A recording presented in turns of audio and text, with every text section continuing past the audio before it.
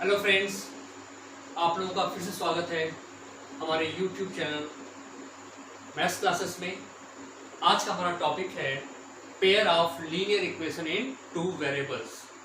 सो हमारा टॉपिक है आपका pair of linear equation two variable. तो बात करते हैं हम लोग कि what is the general form of a linear equation in two variable. What is the general form of a linear equation in two variables. अगर हम वेरिएबल बात करते हैं एक्स वाई के लिए, तो जो जनरल फॉर्म आपका हो जाता है यहाँ से general form of a linear equation in two variable is ax plus by plus c is equal to 0। ये आपका क्या है, general equation in two variable, जहां पे x और y के आपके वेरिएबल हैं।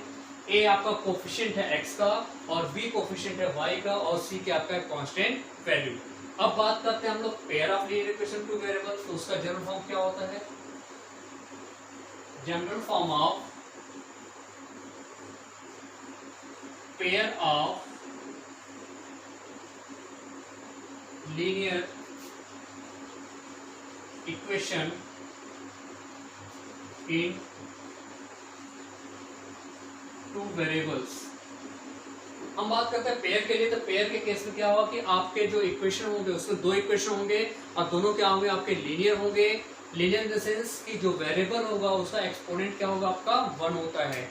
और टू वेरिएबल का मतलब वहां पे आपके दो वेरिएबल आपके होने चाहिए। अगर हम वेरिएबल x और y की बात करते हैं तो आपका जो general form of pair of linear equation two variable होगा वो आपका हो जाएगा a1x plus b1y plus c1 is equal to 0।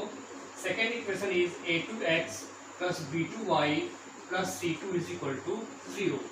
जहां पे आप देखते हैं a1 is the coefficient of x, b1 is the coefficient of y and c1 is the coefficient of c1 is the constant, a2 is the coefficient of x, b2 is the coefficient of y and c2 is the constant। अगर हम बात करते हैं तो इसको जब solution find करते हैं, हमारे पास जो पेयर ऑफ लीनियर इक्वेशन होगा इसका हम सोल्यूशन भी फाइंड करते हैं। सोल्यूशन फाइंड का मतलब क्या होता है, हम वेरिएबल की वैल्यू फाइंड करते हैं। तो कौन कौन से मेथड हैं कि जिसका यूज करके हम इसका सोल्यूशन फाइंड कर सकते हैं। तो हमारे पास मेथड की बात करते हैं तो हमारे दो मेथड होते हैं। Method to find the solution, to find the solutions। पहला मेथड आपका होता है ग्राफिकली मेथड। ग्राफिकली का मतलब होता है कि आपको ग्राफ पेपर में प्लॉट करके आप क्या कर सकते हो, उस पेयर ऑफ लीनियर इक्वेशन का सॉल्यूशन फाइंड कर सकते हो। सेकेंड आपका होता है एल्जेब्रिकली।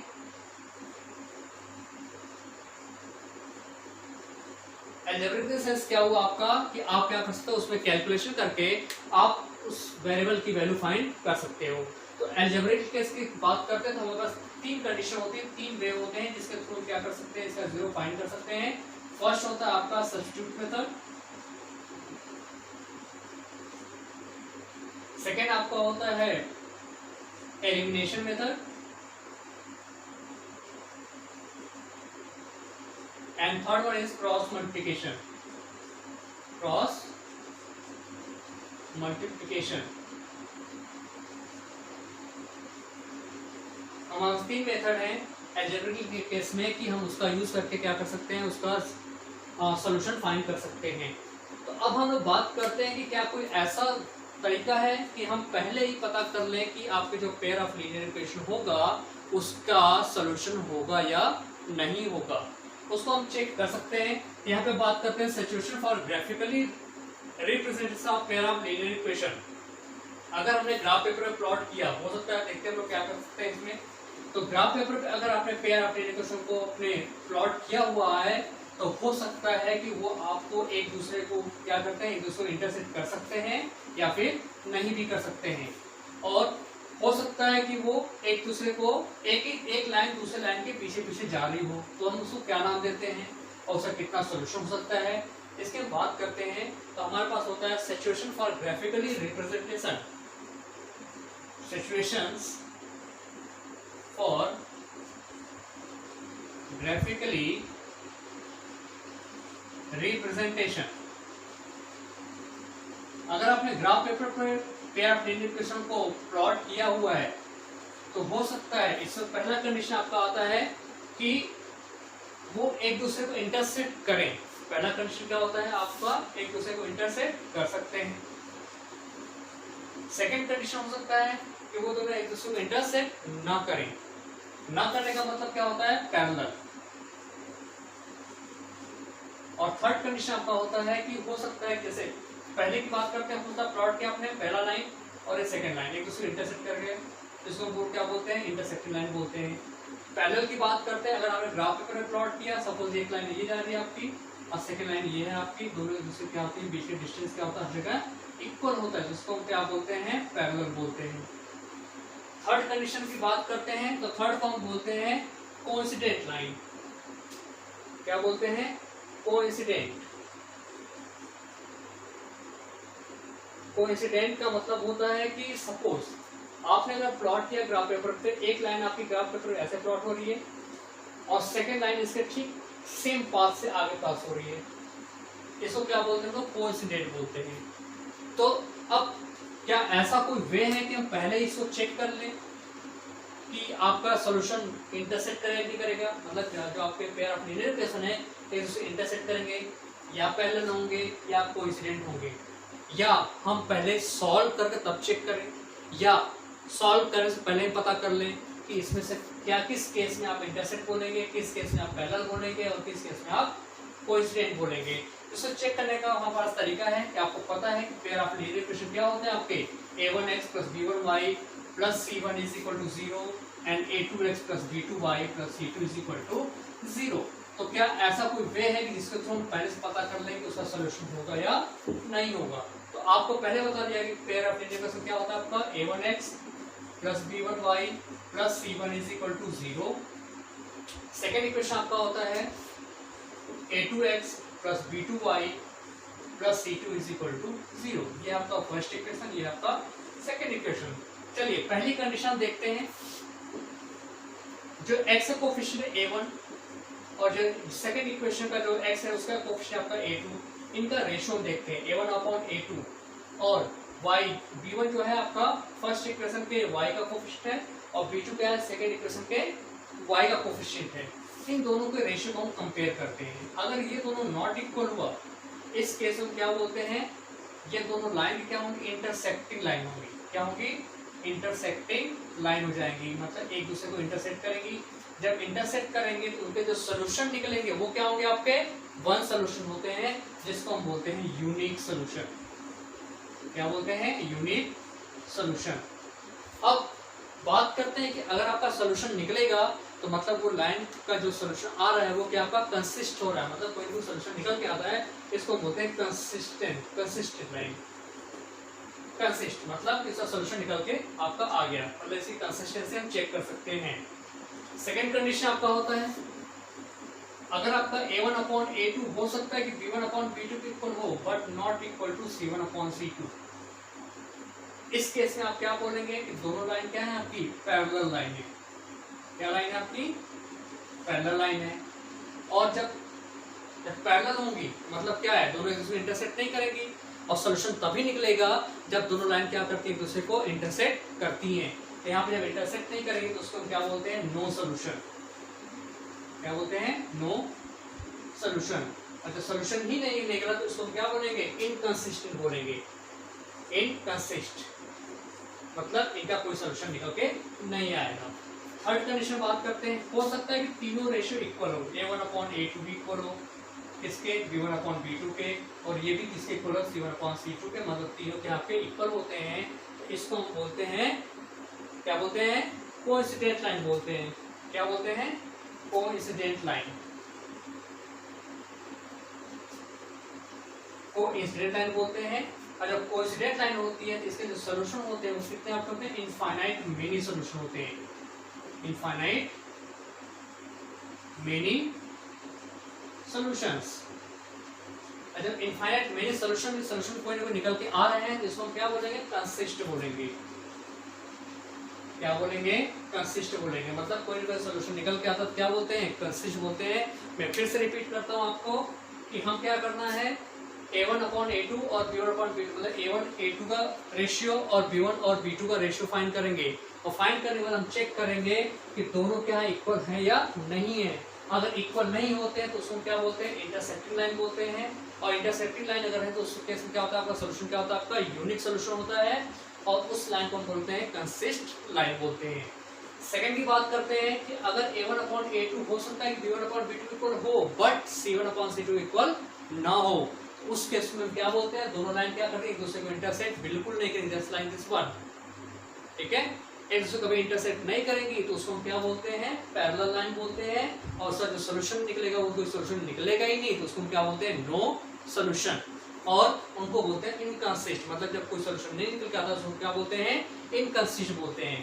थर्ड कंडीशन आपका होता है कि अगर A1/A2 B1/B2 के हो और C1/C2 के भी इक्वल हो तो इसको क्या बोलते हैं, कोइंसिडेंट लाइन बोलते हैं। कोइंसिडेंट लाइन क्या होता है, एक लाइन ये जा रही है, उसके ठीक पीछे में दूसरी लाइन जा रही है, और दोनों लाइन जो है एक ही पॉइंट से, सेम पॉइंट से पास कर रही है, सेम पॉइंट, जो इसका पॉइंट है वही इसका भी पॉइंट होता है, तो उसको बोलते हैं कोइंसिडेंट लाइन बोलते हैं। और उससे जो सोल्यूशन आते हैं वो क्या होता है, आपके इनफाइनाइट मेनी सोल्यूशन होते हैं। क्यों, क्योंकि आपको पता है एक लाइन क्या होती है, इनफाइनाइट मेनी पॉइंट से मिलके बनी होती है, और जो पॉइंट इस लाइन पे होगा वही पॉइंट्स क्या होंगे, इस लाइन पे भी होंगे, तो इनका सोल्यूशन क्या होगा, आपका infinite many solution, like this one. So this is the first line and this is the second line, and both lines are passing through the same points. So same points is what, infinite many solutions. So ये आपका third category आपका होता है infinite many solution के लिए। इसको समझने के लिए हम लोग एक एग्जांपल लेते हैं, आपको बेहतर समझ में आएगा। चलिए हम बात करते हैं फर्स्ट एग्जांपल के लिए। हमारे पास एक इक्वेशन आपका है 3x - y = 10, and second equation आपका है x - 4y = 5। तो हमें क्या करना पड़ेगा, पहले इनको स्टैंडर्ड फॉर्मेट कन्वर्ट करना पड़ेगा। आपका स्टैंडर्ड फॉर्मेट क्या होता है, आपका 3x - y - 10 = 0, और यहाँ से आपका हो जाएगा x - 4y - 5 = 0। इस आपको जो जनरल फॉर्म मैंने आपको बताया वो आप देख सकते हैं, इक्वल के बाद क्या साइन है, क्या वैल्यू है, 0 है, तो इक्वल के बाद क्या होना चाहिए, आपका 0 होना जरूरी है, क्योंकि वही आपका होता है जनरल फॉर्म। अब चलिए इसको हम कंपेयर करते हैं, a1x + b1y + c1 = 0। इसको हम कंपेयर करते हैं a2x + b2y + c2 = 0। क्लियर। तो यहाँ से a1 की वैल्यू कितनी आपके आ जाएगी, यहाँ से a1 = 3, b1 = -1 and c1 = -10, a2 = 1, b2 = -4 and c2 = -5। अब मैंने आपको बताया कि पहले क्या करते हैं, हम a1 और a2 का रेशियो चेक करेंगे हम लोग। तो a1/A2 a1 कितना आपका 3 और a2 आपका 1 है, 3/1। सेम लाइक b1/B2, b1 की बात करते हैं, b1 -1 और b2 -4, -1/-4, दिस विल बी 1/4। तो आप बताइए a1/A2 क्या b1/B2 इक्वल है, नहीं है, लेकिन a1/A2 not equal to b1/B2। सो क्या होगा, इसका इंटरसेक्टिंग होगा और यूनिक सोल्यूशन होगा, और सोल्यूशन होगा तो क्या होगा, ये दोनों हम कंसिस्ट लाइन बोलते हैं, इसको बोलते हैं कंसिस्टेंसी। क्वेश्चन पूछा जाता है कि आइडेंटिफाई फॉर द कंसिस्टेंसी, तो आप ये चेक करेंगे कि फर्स्ट और थर्ड केस में आपका कंसिस्टेंसी होगा, सेकेंड केस में कंसिस्टेंसी नहीं होता है। तो ये आपका क्या है, कंसिस्टेंसी इसकी फैमिली, इसका सोल्यूशन निकल के आएगा। चलिए हम दूसरा एग्जांपल लेते हैं। यहाँ पे हमारे पास दूसरा एग्जांपल है 2x - y = 2, 2x - y = 2। Second equation आप ले लीजिए, यहाँ पे 6x - 3y = 5। चलिए फिर से हम कोई काम करेंगे, जनरल फॉर्म आपका a1x + b1y + c1 = 0, then after a2x + b2y + c2 = 0। अब देखिए हमने यहाँ पे क्या किया है, इसको जनरल फॉर्म में कन्वर्ट नहीं किया है, तो आपको याद रहना चाहिए कि जब 2 इधर आएगा तो -2 हो जाएगा, और ये 5 इधर पे आएगा लेफ्ट हैंड साइड तो क्या हो जाएगा, -5 हो जाएगा। तो अब कंपेयर करेंगे तो a1 कितना आपका निकल के आएगा, 2, B1 is -1 and C1 is -2. Then after A2 is 6, B2 is -3 and C2 is 5. अब क्या करेंगे, हम इस रेशियो को कंपेयर करेंगे. हम कंपेयर करते हैं A1 upon A2. How much? 2 upon 6. I just told you this is the ratio, not the exact value. So you have to simplify also. So 2 1 and 2 3 6. 1 upon 3. Then after B1 upon B2. Check it. What is B1? B1 is -1 and B2 is -3. -1 upon -3. This is 1/3. Both are equal. A1 upon A2 is equal to B1 upon B2. Then check out C1 upon C2 also. C1 upon C2. What is C1? C1 is -2 upon 5. So C1 upon C2 is -2 upon 5. Now what can you observe here? A1 upon A2. A2 is equal to B1 upon B2 but not equal to C1 upon C2. So you can say A1 upon A2 is equal to B1 upon B2 but not equal to C1 upon C2. This is the condition for what? A1 upon A2 is equal to B1 upon B2 not equal to C1 upon C2. In that case both lines are the parallel and their solution will be no. So this is called the inconsistent. This is the inconsistent. अब हम बात करते हैं third equation के लिए. हम example और लेते हैं इसको समझने के लिए. हमारे पास एग्जांपल लेते हैं. सपोज हमारे पास थर्ड एग्जांपल आपका है x plus 4y.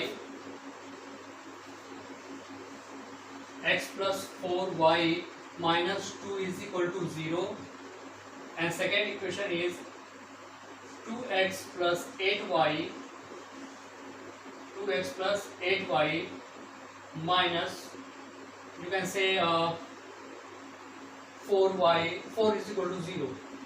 X plus 4y minus 2 is equal to 0. 2x plus 8y minus 4 is equal to 0. Now compare with a1x plus b1y plus c1 is equal to 0.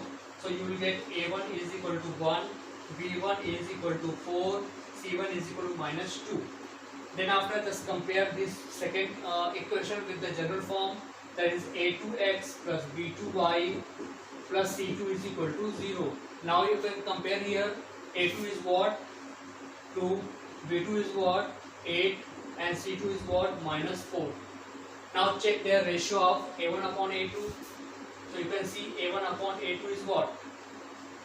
a1 upon a2, 1 upon 2. Now b1 upon b2 is what? 4 upon 8. This is also 1 upon 2. c1 upon c2 -2 upon -4. You can say here -2 minus cancel 2 1 and 2 to the 4. This is also 1/2. Now you can observe here a1 upon a2 is equal to b1 upon b2 and c1 upon c2. All three ratios are same. So you can say a1 upon a2 is equal to b1 upon b2 is equal to c1 upon c2. This is the condition for what? a1 upon a2 is equal to b1 upon b2 is equal to c1 upon c2 for the coincident. This is the coincident. So you can say there are infinite many solutions and this line is called the consist line. तो आप लोगों को ये समझ में आया होगा क्योंकि मैंने आपको 3 एग्जांपल के थ्रू भी आपको इसको सॉल्व करा दिया है. आपको करना क्या है, इनको हमें चेक करना है. इसको चेक करना आपको कि आप a1 upon a2 और b1 upon b2 और c1 upon c2 इन तीनों का रेशियो हम चेक करते हैं और इसके बाद हम कैटेगराइज आपको दिया गया है 3 कैटेगरीज आती है दिया हुआ है यहाँ पे. उसको हम चेक करके हम बता सकते हैं कि इनका इंटरसेक्टिंग होगा, पैरेलल होगा या कोइंसिडेंट लाइंस होंगी. ये आपको क्लियर कर दिया है. आई होप सो कि आपको ये अच्छे समझ में आया होगा. अब हम बात